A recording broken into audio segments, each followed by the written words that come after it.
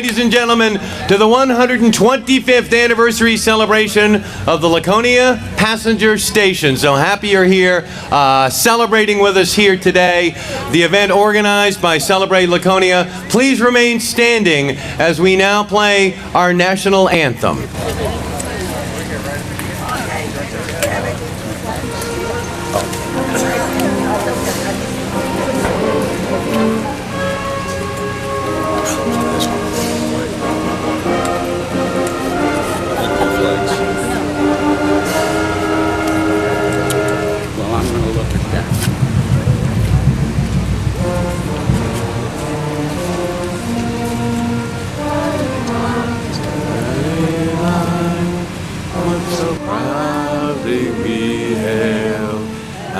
Twilight's last gleaming, whose broad stripes and bright stars through the perilous fight on the ramparts we watched were so gallantly gleaming, and the rocket's red glare, the bombs bursting in air, gave through the night that our flag was still there. Oh, say does that star-spangled banner yet wave o'er the land of the free and the home of the brave?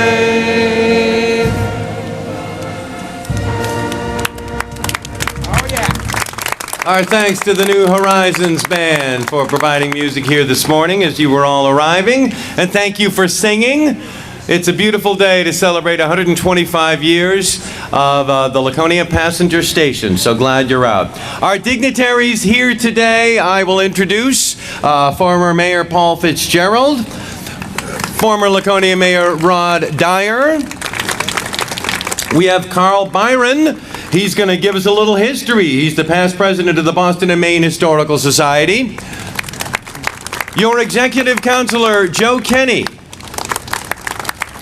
Current Laconia Mayor, Ed Engler. City Councilor, Brenda Baer. City Councilor, David Bounds. City Manager, Scott Myers. And President of Celebrate Laconia, the group that put this all together, Pam Clark. I'd like to start this morning with a welcome from Mayor Ed Engler.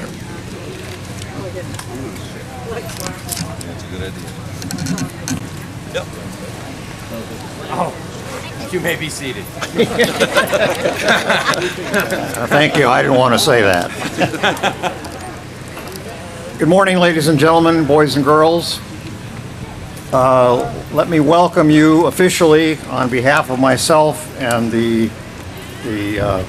members of the City Council, residents and guests to, as Pat said, a celebration of the 125th anniversary of the opening of the Laconia Passenger Station of the Concord and Montreal Railroad. And that grand opening was almost to the day, August 22, 1892. I'd also, this morning, as part of my official duty here, would like to bring greetings to you from Washington, D.C., first from the United States Senate. This letter is addressed, Dear Friends. Thank you for the invitation to attend today's 125th anniversary event of the Laconia Passenger Station. I wish I could join you to thank you for your efforts and to restore the resting place of one of New Hampshire's most significant historical figures. When the passenger station first opened 125 years ago, train travel offered the most reliable connection to the outside world. It brought people to and from a lively downtown filled with streetcars, factories, and businesses. The Victorian-era station in Laconia mirrored train travel's pivotal role in the city's growth as a travel destination, welcoming tourists as they arrived to the Lakes region and giving them a final glimpse glimpse of the region's grandeur as they departed. Much has changed in the city in the past century and a quarter. The mills that once manufactured textiles and shoes now house small businesses and museums. The streetcars that once lined city streets were replaced with automobiles. As the times changed, so too has the Laconia passenger station, adapted to serve the city. Though the Boston and Maine passenger station brought its last traveler to the station in 1965, the building found new life as the home of the Laconia Police Department and Laconia District Court. It has also hosted an office for the Laconia Chamber of Commerce, a coffee shop, a jewelry store, and various restaurants. Whatever tenants it holds, the Laconia passenger station remains a cornerstone of the city's downtown and serves as a reminder of its storied past. Events like today's anniversary celebration ensure that our communities will continue to experience the value of rich history of the Granite State. I want to thank you for your great contribution to both the city of Laconia and the state of New Hampshire. I wish you the best in all your future endeavors. And this letter is signed Jean Shaheen, United States Senator.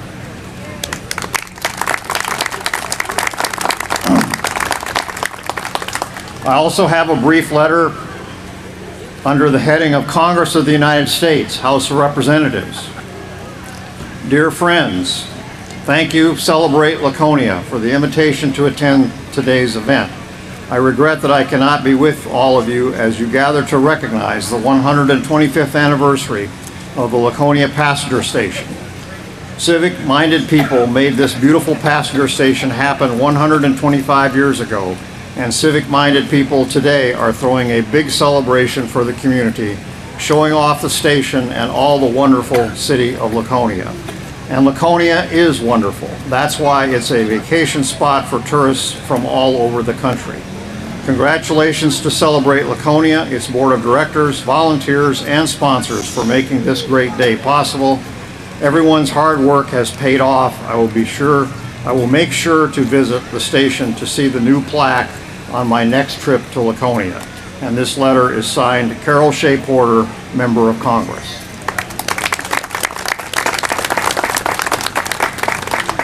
So we thank both of them for being with us in spirit today. I have some brief remarks of my own, and I accentuate brief this morning. And what occurred to me in the days leading up to this celebration this morning is how much we take this scene in our Veterans Square for granted. I live less than a mile straight over the top of the station from here, and I know that I do. You just get used to things and tend to forget how special they truly are. Just yesterday, I was speaking with a couple who own the original Peter Ferber painting of this square that most of us are very familiar with. A print is hanging on the wall in our offices, and many of you can probably say the same. It's a winter scene with the observer looking through the square in this direction to the northeast. The passenger station is on the left. The old Congregational Church. I had a discussion with Warren Hughes yesterday about what we're supposed to call this magnificent building now. And so I'm calling it the old Congregational Church because that's what it was originally. And most of you probably know that originally that church was located where the flagpole is now in front of the Gale Memorial Library. The Gale Library itself, built about a decade after this station, is straight ahead in the painting. And behind it, prominently, you can see the Buzzell Mansion. How fortunate, I think, we are to be able to observe a century later what is essentially that very same scene. In celebration of this anniversary, I ask a couple of favors of each of you. First, the next time you approach Veterans Square here, regardless of from which direction, take a look around and pretend you are seeing it for the very first time. Take in the entire scene and then focus on the stonework and the dramatic roof lines of our passenger station. And I think you will join me in saying what I did the first time I observed this magnificent building we're celebrating today. Wow. Look at that. Wow. Look at that. Second, next year we celebrate the 125th anniversary of the date, March 24, 1893, that Laconia transitioned from being a township to being incorporated as a city in New Hampshire. The Celebrate Laconia Committee is planning a number of events over a number of months to mark this milestone, and I would be honored if you keep track of that schedule and join me at those events.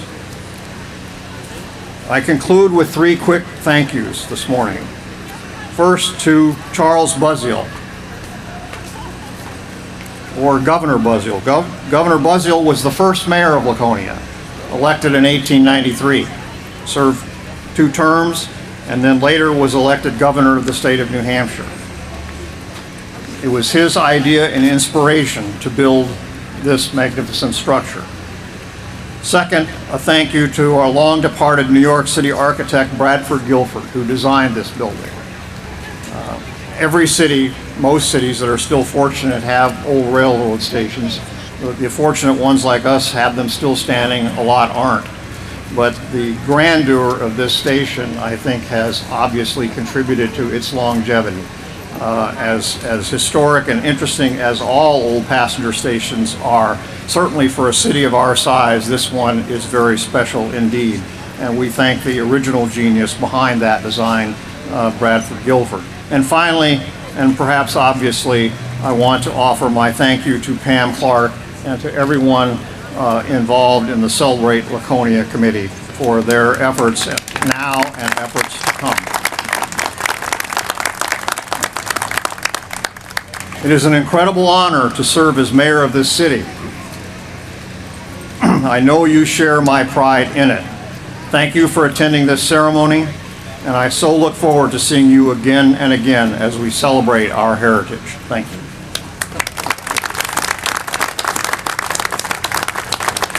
Thank you very much, Mayor. Now a presentation and some remarks from your executive counselor, Joe Kenny. Thank you, Pat. Thank you for those wonderful words, Mayor Engler. You provide some incredible leadership and understanding of your community, and I'm always grateful when I come to Laconia.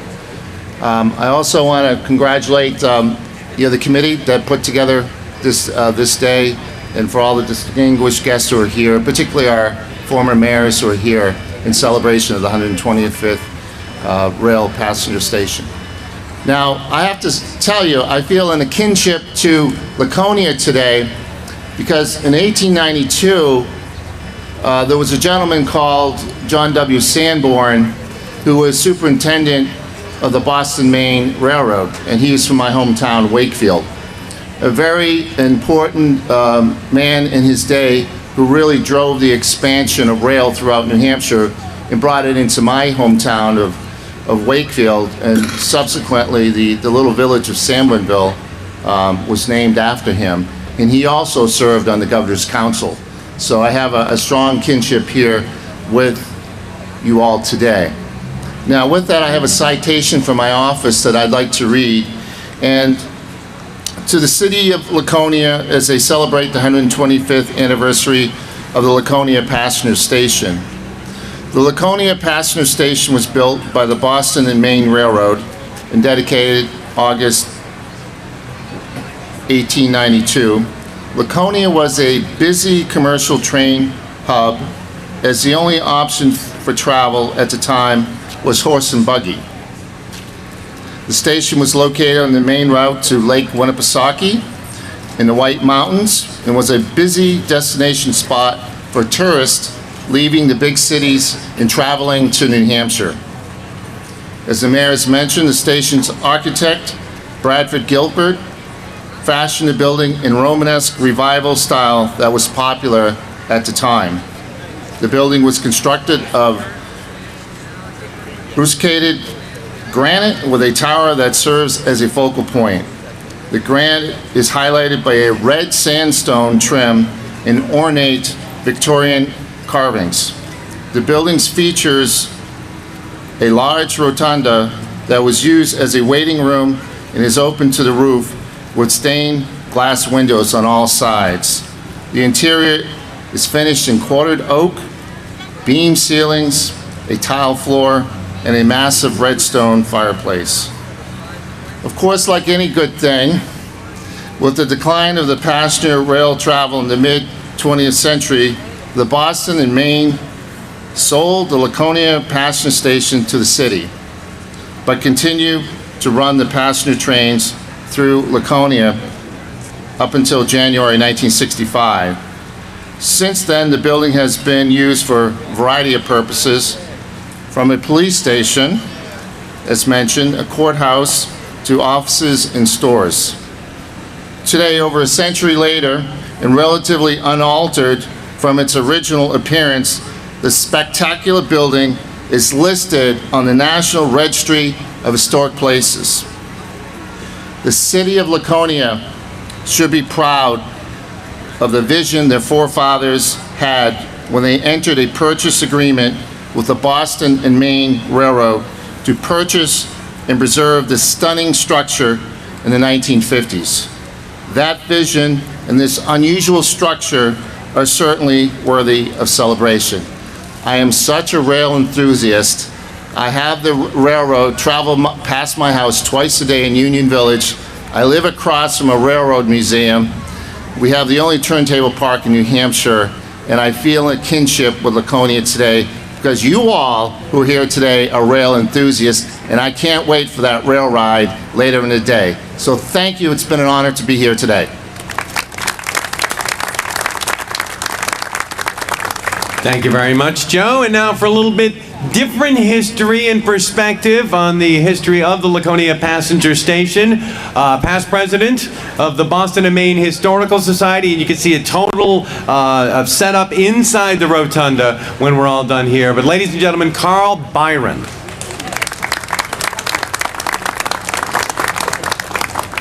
Thank you very much, ladies and gentlemen, honored guests and speakers. On behalf of the Boston and Maine Railroad Historical Society, I'm deeply honored to be asked to say a few words here today. Ever since 1971, the BNMRHS has done its part to preserve the history of New England's second largest railroad and northern New England's largest railroad. We're here to celebrate something that was built a century and a quarter ago, but we probably ought to look back a little bit before then. Back in 1848, the tracks finally appeared in Laconia, and some gentlemen down the road here decided that maybe building railroad cars might be a good business to get into, and so they formed Laconia Car. And for the next 90 years, it was indeed a good business to get into. At the time they came to Laconia, Laconia was simply a village. The next couple of years, the Boston, Concord, and Montreal pushed on, and in 1853 it reached Woodsville, and then across the Connecticut River to Wells River, where it connected with another small up-country line, the Connecticut and Passumpsic Railroad. The Boston, Concord, and Montreal never made Boston, and it surely never made Montreal. But it did become a link in a group of small New England and Canadian railroads connecting the two. And there's nothing that proves how much growth and opportunity it brought to the city was the fact that only 2 years after they made that Woodsville connection, the village became a town in the great state of New Hampshire. And growth continued. Main Street boomed, the car shops boomed, and it was a great period of steam and steel in Laconia and otherwise across this country. In the 1880s, it was a great period of consolidation. The Boston, Concord, and Montreal joined forces with the Concord Railroad, which stretched from Concord south to the Massachusetts border and was really one of the first lines to reach through the Boston and Lowell to Boston. And it was the it was the Concord and Montreal flexing their muscle only, 5 years after they merged in 1887, that built this building. It was two things. It was a statement of how important Laconia was to the railroad and how important the railroad was to Laconia. It was a very symbiotic relationship. As they say simply today, it was good for everybody. And today, we tend to forget or to underestimate, and the younger generation probably doesn't have a clue, as to how important the railroad was. You didn't have a cell phone. Your landline for your telephone was just here in the local community. If your family had a sick relative, or your business had an emergency issue that needed to be dealt with now, you came here. You came here to the Western Union Telegraph Office. Not directly part of the railroad, but their lines ran beside the railroads all over this country, and that was how you communicated if you needed to do so now. Otherwise, you used the U.S. mail.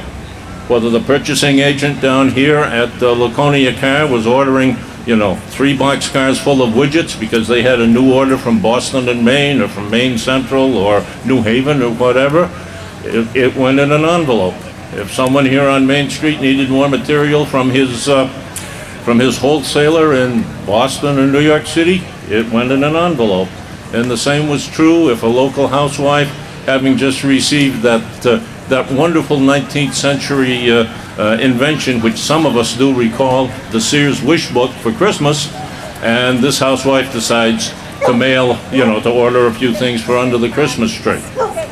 Now, when that large load of equipment for the Laconia car came here, the local switcher sent it down the tracks. But when the smaller packages came, and the paperwork all came through the station, when that smaller package came, it didn't come by FedEx, it didn't come by UPS, and it most assuredly did not come by a drone from Amazon to be dropped at your front steps, although that may be next. It came via the Railway Express. And in fact, as you look around today, there are probably a lot of you in this crowd that have a remembrance of that Railway Express. You have an American Express card. Don't leave home without it. But American Express started a century and a half ago handling local packages that were too big for the postal department to handle and too small for the railroads to bother with. So all that came through the station here in Laconia and in millions of other communities in America. But it was mostly the people coming and going. Men like myself, I'm a professional salesman. We drummers came in here and drummed up business. We called on Laconia car, and their drummers went to Boston and called on the Boston and Maine, and to New Haven to call on the New Haven, and so forth. It was the business people coming through here. But most importantly, it was the Joe Averages, the us's, that made the station what it was. And perhaps the high point, somewhat a bittersweet high point of the station, was wartime. You had the Spanish-American War, 1898, First World War in 1917, Second World War in 1941, Korea, 1950. This was where young men either volunteered or were drafted, and they got on those trains and headed toward an uncertain fate. They came home here, some to relieved families, and particularly after the end of World War II, to some families who were not only delighted to see mostly their sons, but a few daughters, mostly their sons, and they might find a war bride on his arm. And wonder upon wonder, there might even be a little one along with mom and dad. So mom and dad sent their son away to war, and grandparents received them home. And that was wonderful. Unfortunately, all too many of them came home in a flag-draped coffin to be laid to rest here beneath the green, green grass of home. After World War II, the station's fate changed. We voted with our checkbooks and our feet for the automobile and for the airline industry. And particularly after the Korean War, patronage plummeted. Steam trains were slow, they were old, and the highways and cheap gasoline beckoned.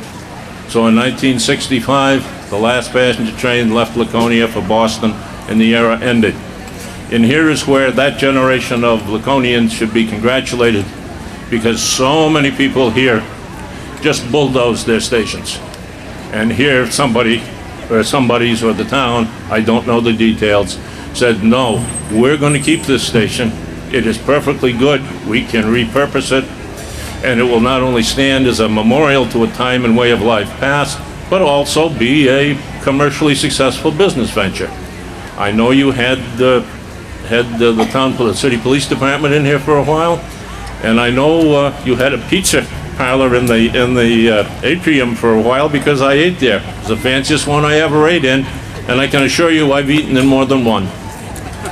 And finally, of course, today we have this wonderful local eatery that I was privileged to be in last night, and the florist, and a bank, and a couple of other things. And the citizens of this city should be proud that their forebears looked ahead to build it and looked ahead to preserve it. And I thank you very much for the opportunity to say a few words. And Lord willing, maybe many of us will be here for the 150th in another 25 years. Thank you. Thank you very much, Carl. Now we're getting close to wrapping things up. Before we get the music rolling for you, please welcome to the microphone one of the people responsible for putting this whole celebration together. From Celebrate Laconia, ladies and gentlemen, Pam Clark.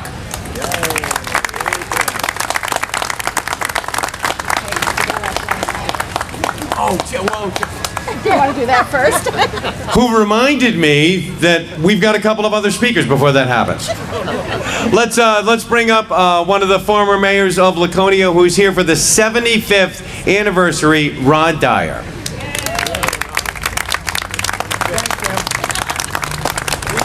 Thank you very much, Pat. It's my pleasure to be here as a former mayor of Laconia, and by coincidence, I'm a 50-year-ago mayor of Laconia. We have a 25-year-ago mayor of Laconia with Paul Fitzgerald, who, by coincidence, is now a law partner of mine in Westcott Law. And then, of course, we have our current mayor, Ed Angler. Carl mentioned 1848. That was a watershed event for our community at that time that was called Meredith Bridge. The town itself did not become in existence until 1855, correct? And it was still called Meredith Bridge until a later date when the name Laconia was attached to it. So where you're standing now was part of the town of Meredith. On the other side of the river was the town of Guilford. They were combined and made into the town of Laconia, and as indicated in 1892, the town became the city of Laconia. Previous speaker talked about the first mayor, Buzzio. I'm happy to say that I was not the second mayor, in spite of some rumors to that effect. As a child, growing up in Laconia, I vividly remember being in this beautiful facility. In the 1940s, this was the only mode, really, the only reasonable mode of transportation. I also remember, and it resonates from what Carl indicated, being here in 1943, excuse me. In 1843, standing on the tracks and watching my father leave for the South Pacific to fight in the Marine Corps. As Carl indicated, some of the soldiers did not return, and unfortunately, my father was one of them. 1948 was probably the end of the era of the passengers, but it just continued on. In 1968, when we had the Diamond Jubilee for the city of Laconia's 75th anniversary, we brought the last steam train to Laconia. And that was a wonderful event, and I'm sure some of you had the opportunity to be on the train during that period of time. I remember as a child living on Messer Street, listening to the steam train whistles in the nighttime, and it was just a wonderful sound that unfortunately will never be repeated. So once again, it is my distinct pleasure to be here. This is a wonderful building. It's well used as far as the community is concerned, and it's a privilege to be here, and I'll try my best to be here again in 25 years, but no promises.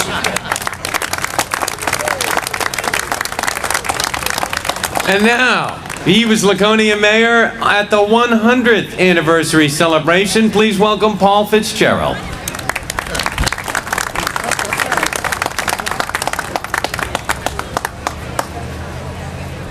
Well, good morning and greetings from 1992. My good wife Cheryl keeps a scrapbook of the administration that I had 25 years ago, and I pulled it out this morning to see what we did 25 years ago today and what was going on, and I thought maybe I'd share a couple of anecdotes from back then. And it brought home to me very clearly that the hallmarks of my administration were strife and discord. So I'm going to skip all of that and just take a couple of minutes to congratulate the city and not relive those days in any detail. Sometimes in Laconia we get it just right. We could have knocked this building down during urban renewal like the city of Concord did. We didn't. And it stands here as a tribute to the folks that made that decision back then. We could have knocked down the Belknap Mill. We didn't. And we're in the midst of a campaign now to refurbish and save that particular building. A few years ago, the library needed refurbishment. A new facility could have been built with steel and glass. And instead, we raised several $1 million, put on an addition that matches the former building or the existing building, and made ourselves proud then. We've done the same thing, or we've embarked on the same thing now with the Colonial Theater. So I'd ask you all to look at these buildings, the ones that have been completed, as examples of what we can do, help the mill, particularly help the Colonial, honor the past, look to the future. Congratulations, Laconia. Thank you very much, Mayor. And now, this is really the first step in a full 125th celebration, which of course is next year for the city of Laconia. But we're celebrating the passenger station right now. One of the ladies that have put it together with Celebrate Laconia, here's Pam Clark. Am I okay? You good? First of all, I want to thank everyone for coming out today. It's turning out to be a beautiful day. I also need to thank my board of directors. Without them, I could not have done this. Becky Geyer is around here somewhere.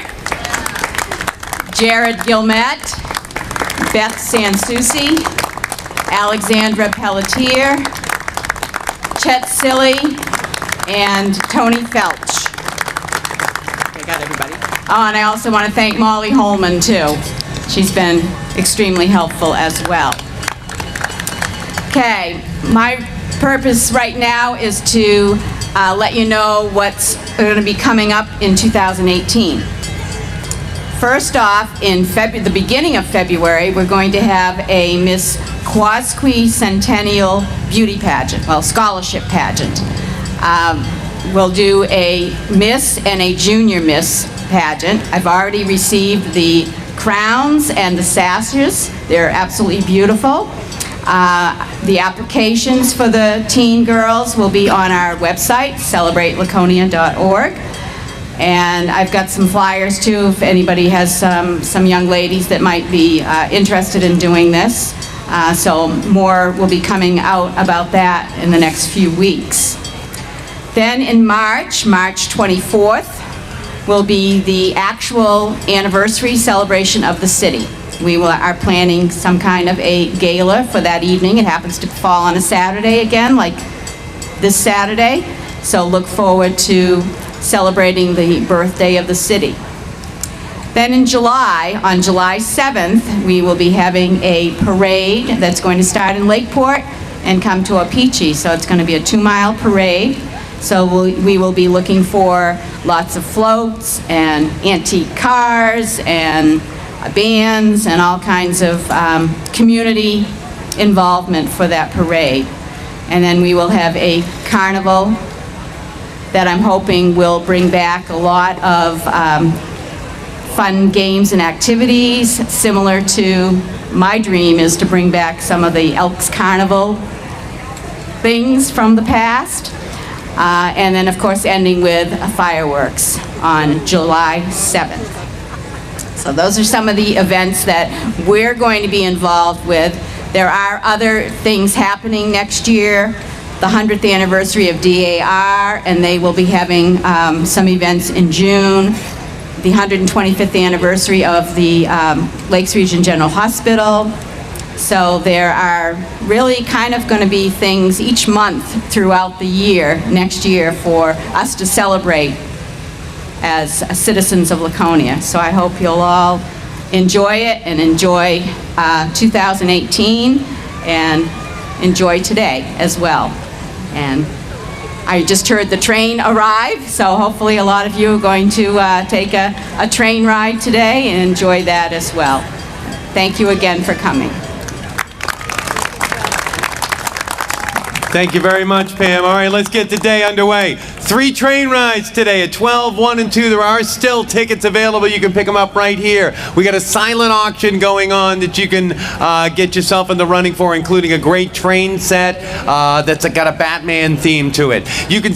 Pam and Mayor Engler are now going to unveil the new plaque that's right here on the train station celebrating the 125th anniversary, to make this official, and we'll get things started. The Kids Zone's going to be open. Larry Freites is leading a whole bunch of great activities all afternoon. Nascimento the Magician at 2 and 5. We've got live music from Annie and the Orphans coming up in just a few minutes. We have Tyler Road at 2 o'clock and the Rockin' Daddy-O's at 4 o'clock. Local Eatery's going to be holding a pig roast. Oh, there's the new plaque. That is beautiful. So happy to add that to the building. Thanks for coming out to the 125th anniversary celebration of the Laconia Passenger Station. Okay.